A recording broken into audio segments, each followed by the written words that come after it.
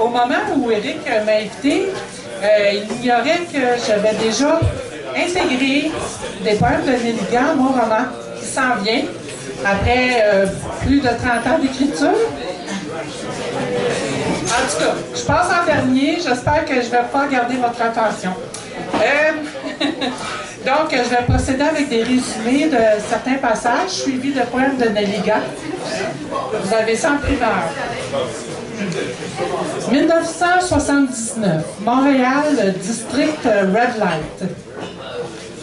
Tous les mercredis soirs, il s'est fait appeler Francis. Sonia et lui se dirigent séparément vers un gîte haut de gamme, les tendres moments, le Sherbrooke. Une pure invention de ma part. Pour ce faire, il passe devant l'ancien collège Mont-Saint-Louis, où Nelligan avait étudié du temps où il habitait tout près, sur l'avenue de Laval. Pendant que Francis prend un café avec Sonia, il lui parle de son amour de la poésie, surtout de Nelligan, son poète préféré, dont il possède le recueil d'œuvres complètes. Il a tout appris par cœur.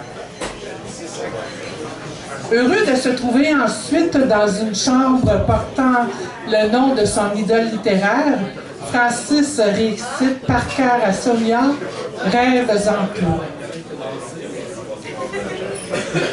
Enfermons-nous, mélancoliques, dans le frisson tiède des chambres, où les poux de fleurs de septembre parfument comme des reliques.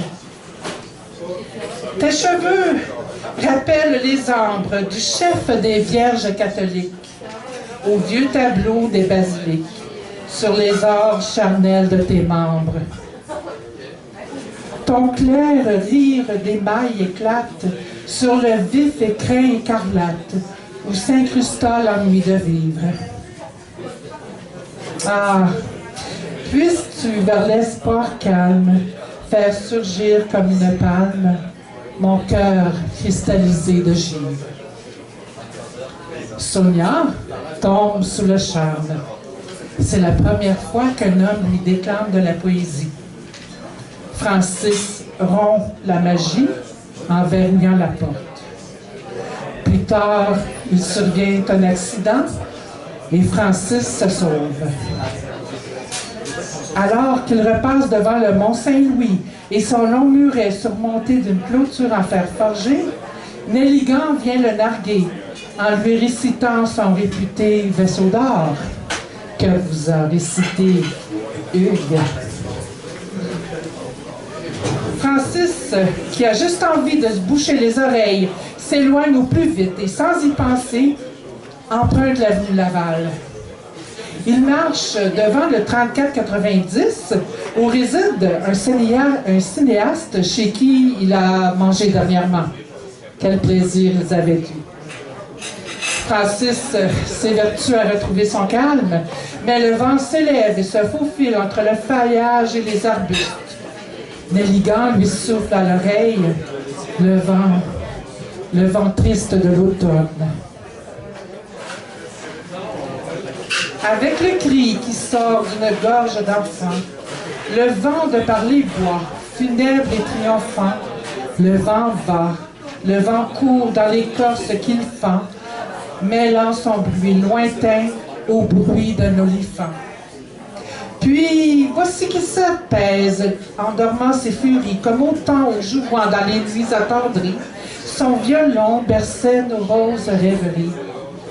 Chose qui par fumier les ramures fleuries. Comme lui, qui fatal s'élevant, et gronde et rage, qui se tait aussi souvent aux femmes, ton amour est parallèle au vent. Avant de nous entrer dans l'âme, il nous effleure. Une fois pénétré pour nous briser, vint l'heure, où sur les pores débris de nos cœurs d'hommes, il pleure. Francis a beau admirer Nelligan, la peur le tenaille jusqu'au carré Saint-Louis, avec sa fontaine et ses sentiers de promenade.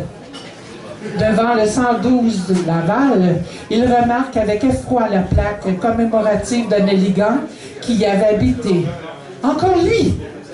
Francis entend une voix caverneuse, tout droit sortie du siècle dernier, lui réciter les vieilles rues.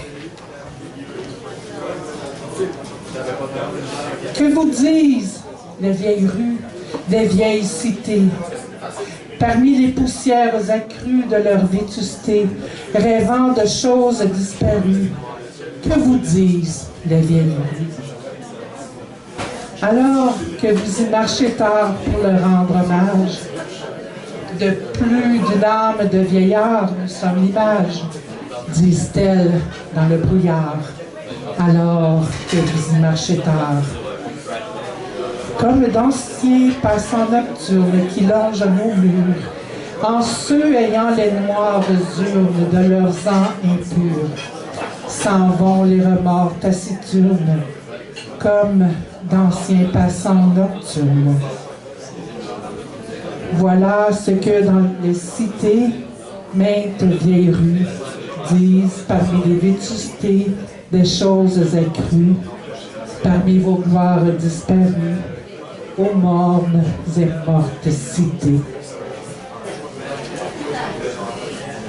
Du brouillard, Francis en avait vu à son réveil. Il aurait dû rester à la maison. Il n'en peut plus d'un élégant et court avec son gros attaché-case, tentant de chasser le poète comme s'il s'agissait du spectre de sa propre mort. Francis voit au loin l'impressionnant Hôtel-Dieu. Or, c'est là que sa mère est venue accoucher de lui. Le fantôme de Nelligan rôde encore, embrouillant son cerveau. La mère de Francis ne l'a jamais aimé. 2 ans plus tard, Sainte-Anne-des-Plaines. Francis ressort son livre de chevet, une belle édition rare au coin maintenant usée, et choisit au hasard le poème « Les corbeaux ». Il laisse son esprit vagabonder sur cet oiseau réputé pour son intelligence et son organisation sociale. Comme moi, se dit-il. Corbeau mal aimé car charognard. Francis se dit, encore moi, une charogne. Il s'enferme dans un vortex négatif, son regard s'évadant par la fenêtre de sa cellule d'où il ne voit pas grand-chose.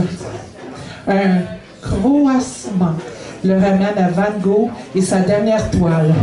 Champ de blé sur les corbeaux. Ciel foncé et menaçant au-dessus de 3 chemins, allant dans différentes directions et corbeaux noirs. Le peintre s'est suicidé quelques jours après l'avoir peinte. Francis se dit, j'ai pas de revolver, moi. Dans cette horrible solitude, seule la lecture me tient compagnie. Les corbeaux. J'ai cru voir sur mon cœur un essaim de corbeaux, en pleine lande intime, avec des vols funèbres, et qui passaient au clair de lune et de flambeaux. Lugubrement, comme en cercle sur des tombeaux, et flairant un régal de carcasses de zèbres, ils planaient aux frissons glacés de mes vertèbres, agitant à leur bec une chair en lambeaux. Or, cette proie échue à ce démon des nuits n'était autre que ma vie en loques, aux ennuis vastes, qui vont tournant sur elle ainsi toujours.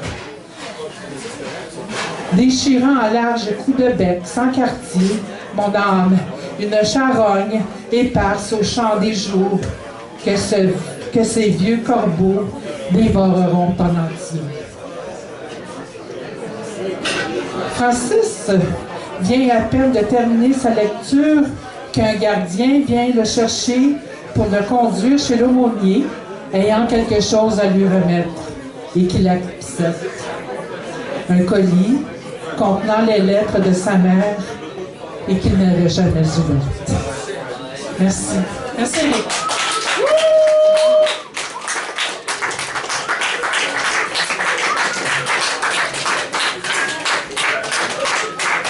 Merci, Jacqueline.